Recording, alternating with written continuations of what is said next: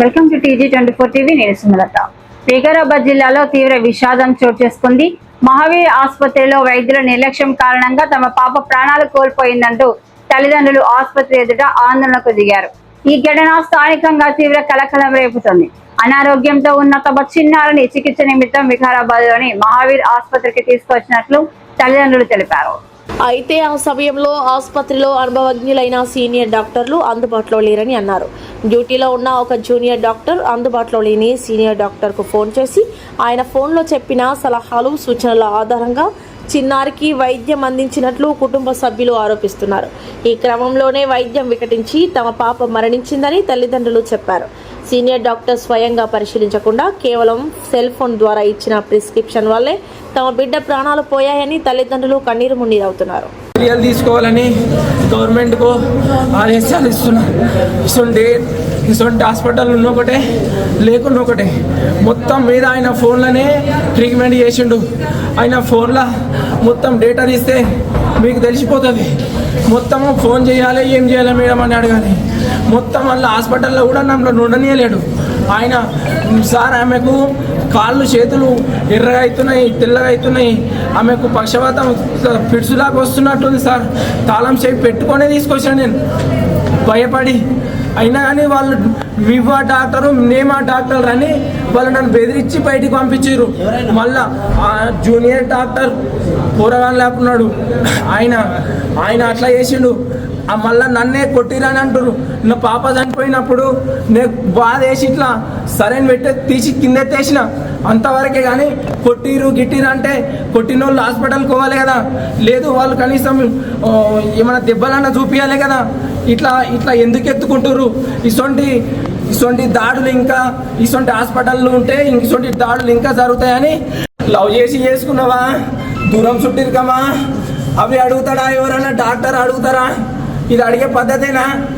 ఇది హాస్పిటల్ ఇది 2 గంటల 40 నిమిషాలకు వస్తే 4 గంటల 20 నిమిషాలకు 10 నిమిషాలకు అవి ఇంజెక్షన్లు ఇచ్చిర్రు. మమ్మల్ని ఎవరిని ఉండనియలేరా? బయటికో ఇది ఇన్ఫెక్షన్ అవుతుంది, ఇది ఉంటే ఇన్ఫెక్షన్ అవుతుంది అన్నారు. నా బిడ్డని చంపేసిర్రు. మీరు కాపాడి నా బిడ్డకు న్యాయం చేస్తారని కోరుకుంటున్నా మీడియాను. మెడికల్ హాస్పిటల్ ఉంది, అక్కడికి పోవాలని చెప్పేసి సూచిస్తే ఆ తల్లిదండ్రులు ఇక్కడ వచ్చారు. రాత్రి 2 గంటలకు వాళ్ళు వస్తే వాళ్ళని అడ్మిషన్ చేసుకునేటప్పుడు అనేక రకాల ప్రాసెస్లు చేసి 4 గంటల వరకు ట్రీట్మెంట్ చేయలేదు. ఇప్పుడు కూడా వాళ్ళు ఏం చెప్తున్నారు అంటే వాళ్ళు మందులు ఎంట తెచ్చుకోలేరు, టైంకి రెస్పాండ్ కాలేదని చెప్తారు. అది బట్టలు కాదు, కూరగాయలు కాదు, వాళ్ళు ఏం మందులు పడతాయి ఏమవుతుంది అని ఎంట బస్సులో మోసుకొచ్చుకోనికే డాక్టర్లు స్లిప్ రాసిస్తే వాళ్ళు తీసుకొని కిందికి వచ్చారు. ఇది ఎమర్జెన్సీ సర్వీస్ అయినప్పుడు కింద మెడికల్ అందుబాటులో ఉండాలి కదా. ఆ మెడికల్కి వస్తే వాళ్ళని లేపి వాళ్ళు మందులు తీసుకొని మీదకి పోయటానికి 1/2 అవర్ టైం పట్టింది. ఆ టైంలో మా దగ్గర ఉన్న మందులు ఇచ్చినామని చెప్తారు. వాళ్ళు మా దగ్గర ఉన్న మందులు మేము మానవత్వంతో ఇచ్చినామని అంటారు. ఇచ్చిన వాళ్ళు బిల్లులు తీసుకోరా, మందులు తీసుకోరా. ఈరోజు ఈ మహావీర్ మెడికల్ హాస్పిటల్లో చిన్నపిల్లల చావులు అనేది ఇదేం మొదటిసారి కాదు.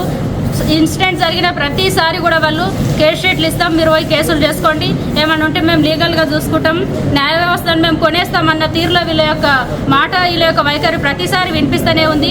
ఈ వికారాబాద్ ప్రాంతంలో పేద ప్రజలకు ఉచితంగా మేము వైద్యాన్ని అందిస్తామని ఎన్నో మాటలు చెప్పేసి అక్కడ ఉన్నటువంటి చైనా నుండి మేనేజ్మెంట్, తమిళనాడు నుండి వచ్చి మేనేజ్మెంట్ ఇక్కడ ఒక హాస్పిటల్ పెడితే ఈ ప్రాంత ప్రజలు అందరము దీన్ని స్వాగతించినాం.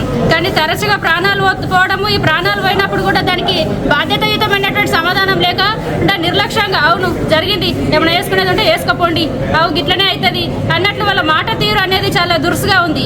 ఇప్పుడు ఈ సంఘటనకు సంబంధించి కూడా ఇక్కడ డాక్టర్ భక్తవత్సల్యం గారు వికారాబాద్ సగమాస్తులు ఆయనకు ఉండొచ్చు, కానీ ప్రాణాలన్నిటిపైన ఆయనకు ఎట్లాంటి హక్కు లేదని చెప్పేసి ఈ సందర్భంగా మేము చెప్తా ఉన్నాం. ప్రాణాలు తీసే హక్కులు నీకు ఎవరు ఇవ్వలేరు. మీ తాత ముత్తాతలు ఆస్తులు సంపాదించి పెడితే వికారాబాద్లో నువ్వు రౌడీయిజం గూండాయిజం చేసుకుంటే వేసుకో, కానీ అమాయకమైనటువంటి రోగుల పట్ల నీ దౌర్జన్యం ఏందని చెప్పేసి మేము అడుగుతా ఉన్నాం. ప్రాణం పోయిందని తల్లిదండ్రులు ఆవేదనతో ఏడుస్తూ అటు ఇటు నెత్తి కొట్టుకుంటా ఉంటే అక్కడ ఉన్నటువంటి చిన్న చిన్న ఎక్విప్మెంట్స్ కింద పడిపోయినాయేమో. పడిపోతే దానికి నా పిల్లల మీద దాడి చేసిరని చెప్పేసి నేను కంప్లైంట్ ఇస్తా అని చెప్పేసి ముందుకు ముందు అడ్వాన్స్గా రాసి పెట్టుకుంటూ వీళ్ళు కొట్టిర్రని చెప్పేసి కేసు పెడితే ఈ తల్లిదండ్రులు ఇప్పుడు జైలుకు పోతారు. ఆ పాప సంఘ కార్యక్రమాలు చేయడానికి వీళ్ళకి ఇప్పుడు నాన్ బెయిలబుల్ బెయిల్ రాదు. మీరు ఎట్లా దాన సంస్కరణలు చేస్తారు, బాడీని తీసుకొని పోండి సప్పుడు అన్న రకంగా ఆయన దౌర్జన్యంగా మాట్లాడుతూ ఉన్నాడు. ఏమనంటే నన్ను కొట్టిరు, నా స్టాఫ్ను కొట్టిరు అని చెప్పేసి. ఏది ఏమైనా ఈ భక్తవత్సల్యం డాక్టర్ను ఏవన్గా చేస్తూ ఈ జరిగినటువంటి సంఘటన పైన పూర్తి స్థాయిలో విచారణ జరిపించాలని మేము పోలీసు వారిని కూడా రిక్వెస్ట్ చేస్తున్నాము. అదేవిధంగా డిఎంహెచ్ఓ గారు కూడా వెంటనే స్పందించి మహావీర్ మెడికల్ కళాశాలలో ఎన్ని డిపార్ట్మెంట్లు ఉన్నాయి, ఇక్కడ ఎంతమంది సిబ్బంది ఉన్నారు, అందరు క్వాలిఫైడ్ ఉన్నారా, ఇక్కడ ఫేక్ సర్టిఫికెట్స్ ఫేక్ బోర్డులతోటి ప్రజలను మాయ చేస్తున్నారు అనే దానిపైన కూడా వెరిఫై చేయాలని చెప్పేసి ఈ సందర్భంగా మేము డిమాండ్ చేస్తూ ఉన్నాం. పైన ఉన్నటువంటి డాక్టర్ హెచ్ఓడి భక్తవత్సలం సారు, ఆయన వికారాబాద్లో ఆయన హాస్పిటల్ ఉంటుంది. ఆయన ట్రీట్మెంట్ ఆన్లైన్లో ట్రీట్మెంట్ చేస్తూ అక్కడ వాళ్ళకు ఇంజెక్షన్ ఇచ్చారు, పైగా అక్కడ సెలైన్ కూడా పెట్టారు. అంతకన్నా ముందు కూడా వాళ్ళు ట్రీట్మెంట్ చేసి పల్స్ చెక్ చేసి అన్ని చెక్ చేసి కూడా నార్మల్ అని చెప్తారు. అంటే వాళ్ళు చెప్పి డాక్టర్స్ చెప్పిన రిపోర్ట్స్ నార్మల్ అని చెప్పారు.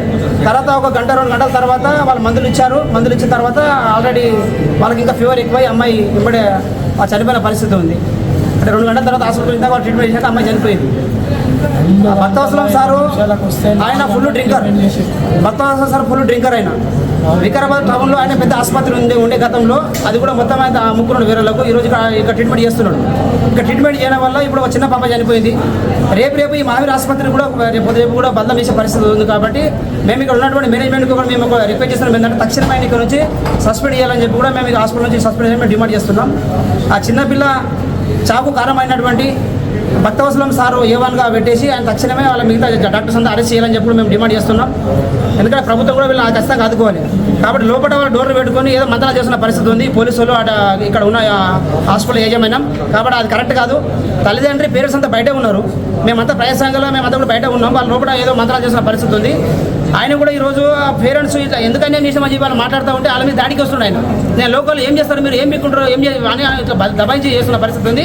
ఇక్కడ మేనేజ్మెంట్ మాత్రం మంచిగా మాట్లాడుతుంటే భక్తవత్సలం సార్ మాత్రం చాలా సీరియస్గా మా అందరి మీద దాడికి వచ్చే ప్రయత్నం చేస్తున్నాడు. ఆయన మా అందరి మీద కాన్ఫిడెంట్ ఇస్తాం, మీ అందరి మీద చెప్పి ఆయన ముందు కాన్ఫిడెంట్ రాసుకున్న పరిస్థితి ఉంది, పోలీసులకు ఇచ్చాడు.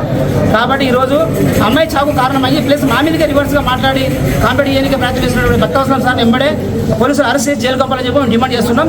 ఆ కుటుంబాన్ని కూడా ఖచ్చితంగా అన్ని రకాలు ఆదుకోవాలని చెప్పి కూడా మేము ఈ హాస్పిటల్ యజమానానికి ప్రభుత్వం డిమాండ్ చేస్తున్నాం. హాయ్ అండి, నేను మీ Satyasri. Please do subscribe TG24 TV.